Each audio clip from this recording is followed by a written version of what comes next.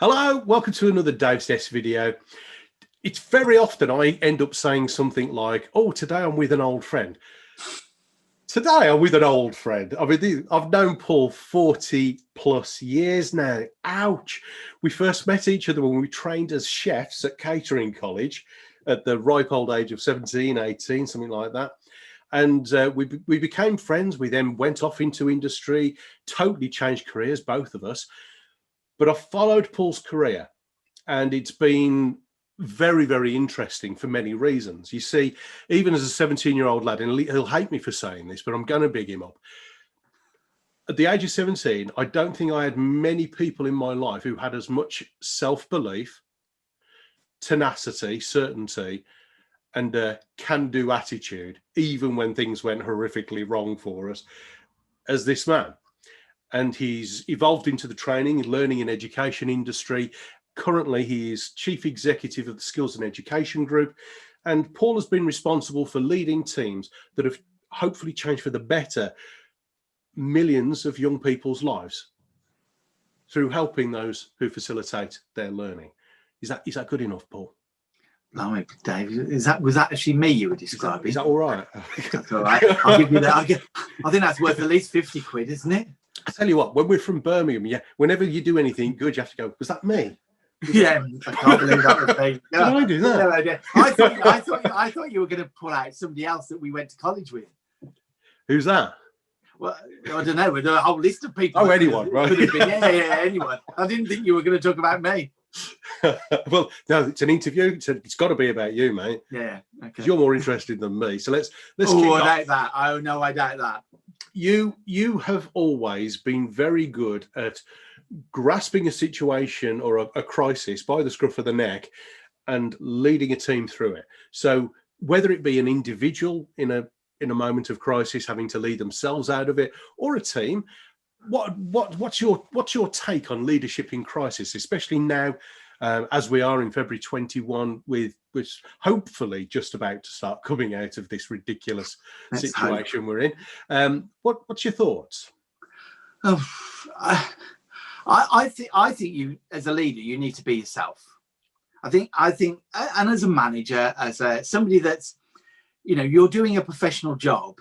Yeah. And there's lots of people who we can take advice from. There's lots of people who we can look up to, see that they're going to do a really good job and are doing a really good job. But ultimately, why are they doing a really good job? I think that's usually because they're being them in doing that job. So I think the best thing for me is to be who I am. I've had lots of goes at imitating people that I think are good leaders or good managers, and actually not being as good as them. Yeah. Because I've been trained to be them. And I think I've learned in my old age that actually I need to be much more me. I need to look at the good things that people do and see what's appropriate for me to take on and challenge my own thinking about. But I can only do that by being me. And if you don't mind me asking, what does that mean to you? What does being Paul Eeles mean to Paul Eeles? Being actually, connected to the values of who I am, about actually, being authentic, being the real person that I am, caring about people. If you thank goodness you didn't trawl back into my, I didn't know you were in primary school, because you'd have probably got my school reports out. Paul's more interested in helping other people complete their own work. Oh, funny you should say that. Yeah. It wouldn't surprise me. But my school reports went something along the lines, as I just started saying, Paul's more interested in helping other people complete their own work than he is about completing his own. I think there's something in that about me, because actually I believe in people, and I believe that people can make a great difference to other people, and it's actually not that important what I do. And I have an adage in my place that the caretaker is as important in our organisation, and the cleaner in our organisation, as anybody else. They're as important as me, because we've all got a job and a role to play. And actually my job is to enable other people to do their job. And I had the privilege of working alongside you at an event gosh, must be 4 or 5 years ago now. And I have to say, I sat back, coffee in hand, watching you, even though you were the leader of this big conference, herring round, having conversations left, right, and centre.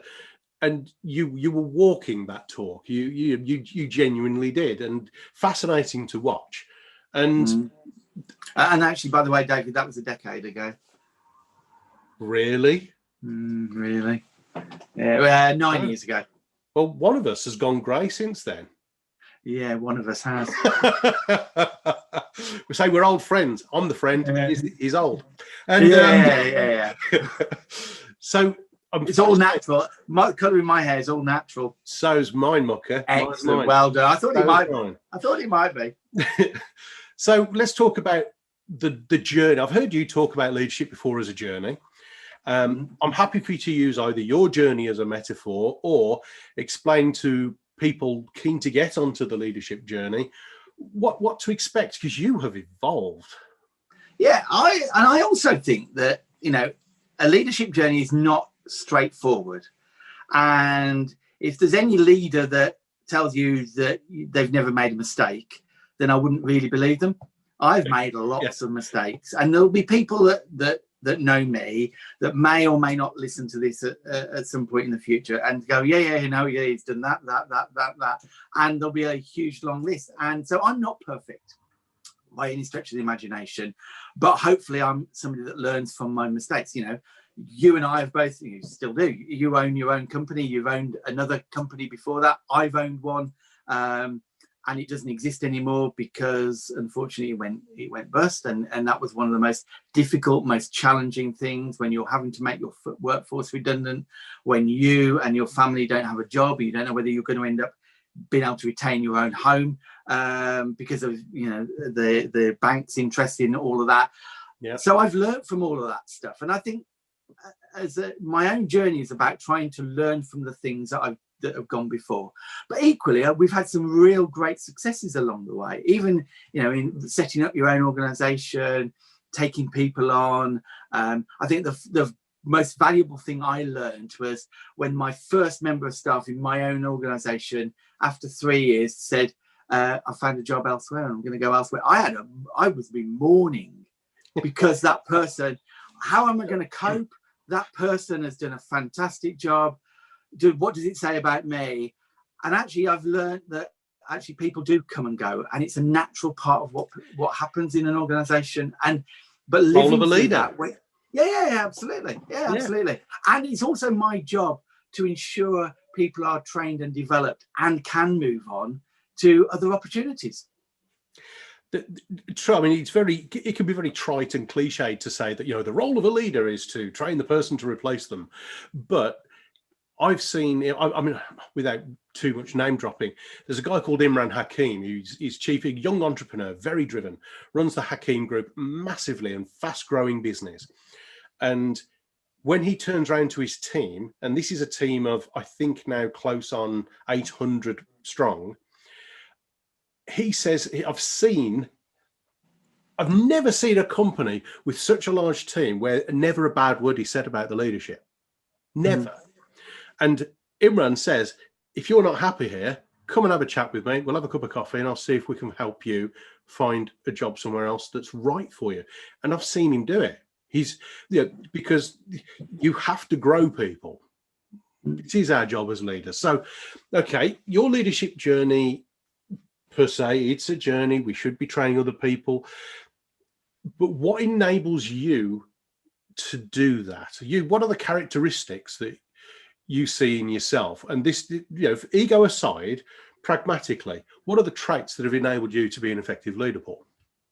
I think that is a tough question, to be honest with you, David, because I think that, you know, you can end up being quite trite about things. I think the thing that drives me is that I am a glass half full person. You know, I don't believe in even on my worst days. You know, you remember John Cooper, who our first year tutor at college. I do, yeah. Never as a man looked more like Colonel Sanders than he did. Absolutely. And do you remember we all failed that exam because he taught us all the wrong names purposely? for equipment and stuff. But anyway, joking aside, I remember at a parents' evening, as a 16, 17-year-old in that first year, and he said of me that even when Paul's down, he always bounces back, and I think I do to an extent, and I am generally positive as a person, and therefore I think the positivity and that in Clifton Strength Finders terms, I've got woo. One of my top strengths, winning others over, is I think that's that ability to drive, the ability to bring people alongside, and hopefully take on the journey with me. I also remember that incredible laughter whenever anything went wrong in the kitchen. All I could hear was Paul Eeles' laughter, followed by right then, let's sort it out. So again, walking that talk. Yeah. And I also remember in that I did home economics at school. My mom had an event catering business. I was destined to be a chef, a really good chef, and I didn't have a single success in that first term in the kitchen. Not one single. And do you remember we made sauce on glaze? God, my life, yes. Yeah. Well, it's a story that'll never, Cooper man went round with his ladle, picking up with his spoon, kind of testing the custard, the sauce on glaze. I don't remember how good or bad yours was, but I remember mine. Some was very watery, some were quite thick, some were lumpy, etc., etc. And yours will fall in somewhere like that, probably lumpy, knowing you. Yeah, probably. And he put the ladle up in mine, and not only did the custard come with it, but the ladle came with it too. So I used to make scones for Stratford Racecourse in our event catering, and make hundreds of home on the for a race day scones. There were not rock cakes, not a single success. As it happens, I turned out to be much more front of house than back of house. Indeed, born a leader, mate. Born a leader. Now, something else you're very good on is reflecting and your own development. Tell me about reflection. I think that's, for me, I mean, I haven't done it for ages because I haven't been out of the house for quite a long time, to be fair. Sainsbury's, I'm allowed to Sainsbury's on a Saturday to do the shopping. And if I park on the far side of the car park, it's 3/4 of a mile. Let me just check. This is because of the virus, not because of restriction orders. Yeah, that's right. Because of the pandemic. If you're watching this in 2025, I have been out of the house since. But I have if I'm going to work to the office, I have an hour each way, there or thereabouts. And that ability to just think things through, to capture my thoughts, to think and to evaluate and recognize. I think one of the things is actually recognizing when you've made a mistake, when you've gone wrong, when you've got things wrong, and actually going back to people and saying, look, I'm really sorry. So I hear lots of leaders that say, never say sorry, never say no, never apologize. I mean, we see it with politicians, don't we? Never apologize for a mistake that has happened. And I think that's the worst way to go, because actually people don't believe in you, don't actually think, they have to watch themselves. But if I recognize that I've made a mistake and actually apologize for that mistake, actually it can be something that actually opens up lots of other discussion. It enables other people to do better things, and actually people recognize that you're human too. And it gives other people in your team permission to think, well, I can have a go and maybe not be crucified if I fail as well. Yeah, absolutely. I think that's inspiring leadership. Fessing up when things don't go right. And I mean, and sometimes you get cross and stuff, inevitably. But you should recognise that, look, sorry, I got cross there, and I shouldn't have done. Actually, there's stuff that we need to work through. So I think we need to be much more human about how it goes back to the point I was making earlier, wasn't it? In terms of actually doing leadership in being in your style is really important. And I think in this crisis, it's giving us as a it's giving us as humanity chance to be a little bit more real, people focused, and that's one of the things I hope does come out of this. I pray anyway.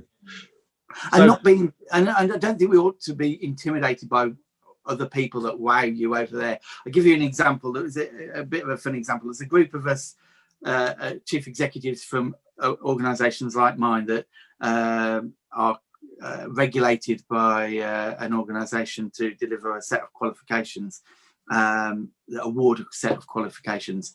And we meet regularly as a group of 11 of us. And they were all talking just before Christmas about what they were doing online for their staff Christmas, because they weren't doing a Christmas party. And I felt incredibly guilty because they were doing this and they're doing that. And they got all sorts of ideas they were doing.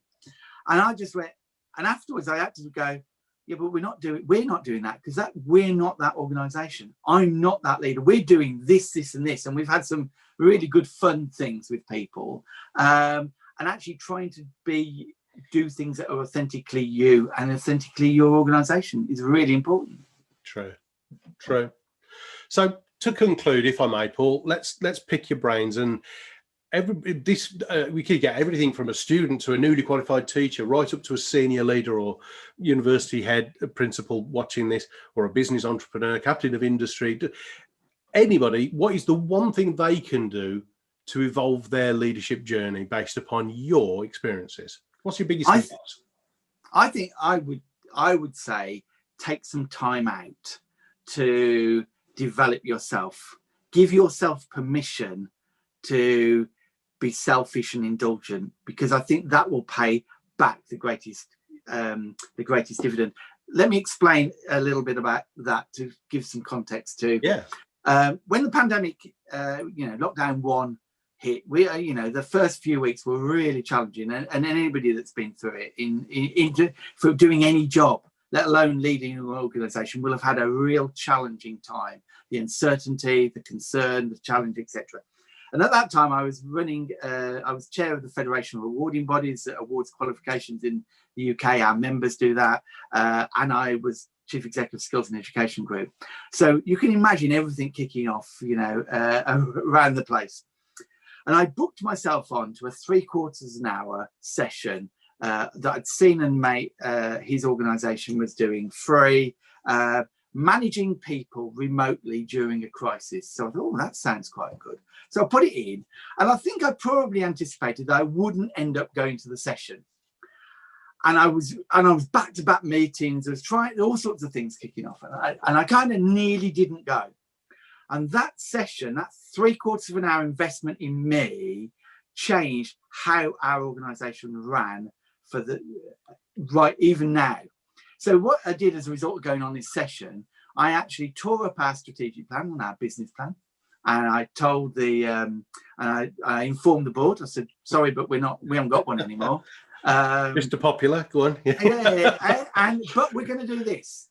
So I came back to the senior team and I said, I want you tomorrow, at tomorrow's senior team meeting, I want you to verbalise what your priorities are for the next week and what actions you're going to put alongside that.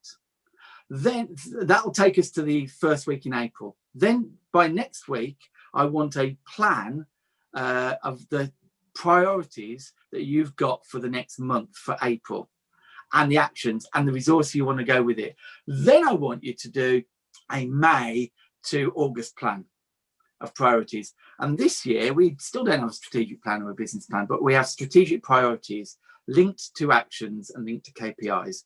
That has transformed our business and actually made it completely manageable. We all felt ownership of it. We all have moved forward together. And as a result, the business now is really blossoming. Yes, we've had to make some cutbacks. Yes, we've had some challenges in terms of planning, but we are a successful group of organizations because we're actually investing in ourselves, and we're then implementing the learning that we've come from that short, sharp development. Brilliant. Testimony to the effectiveness of taking ownership of your own development. So I'm going to ask you a throwaway question now, but it's me with my research head on, because it's all very well saying invest in your own development. what I'm now interested in is you as Paul Eeles. In that moment, excuse the language, I'm up to my arse in alligators and I need to drain the swamp. What made you still go on that course? What made you think or behave differently? Why did I go on it? Why when you were up to your back in stuff to do, did you still go on that course? Because of the outline of the content. It's something that caught my eye on LinkedIn. It was something that went, no, actually, that's really important. Whilst I quite often like to, even if I know the answers to the question, I think I'd still like to check out have what I've got, is it up to date? Am I right in thinking what I'm thinking? So it's almost testing out my thinking. So we'd spent 2 weeks of doing all sorts of different things, and I wanted to check out my thinking. And I went on the program to effectively see how I was going to manage this type of communication, managing a team remotely when you pull everybody into the room normally, do it face to face. So I thought, actually, I think we're doing okay, but there's bound to be something I can learn. So I went on it for that. That's what made me kind of do it. And it's a shame if people are listening to this, they won't see it, but they might have heard it. People watching this can rewind and notice that when Paul, he thought about it, and then he was full of certainty, his face, his tonality, even the finger point, everything all of a sudden became about certainty and conviction. And again, a great trait of leadership. Paul, you've been so generous with your time. Thank you and your expertise. Thank you, David. Thank you, my old buddy. So if people... you keep saying that. Get it in. Because I think you are a month or two older than me, I think, aren't you? Am I? Oh, right, that'll be it then. I just said that. I don't know. All right, it's okay, young man. Don't you worry. If people want to get in touch with you, buddy, how could they best do that? If you go to our website, skillsandeducationgroup.co.uk, you'll find out more about our organisation there. Paul, thank you very much. God bless you thank you for your time, and everybody else. See you soon on another Dave's Desk. Thanks for watching. Please subscribe and hit the notification bell for more videos. Then click the TV to watch the next video. Oh, and don't forget to visit our website at davidhyner.com to claim your free audiobook. Until the next time, go Rhino. Have in it.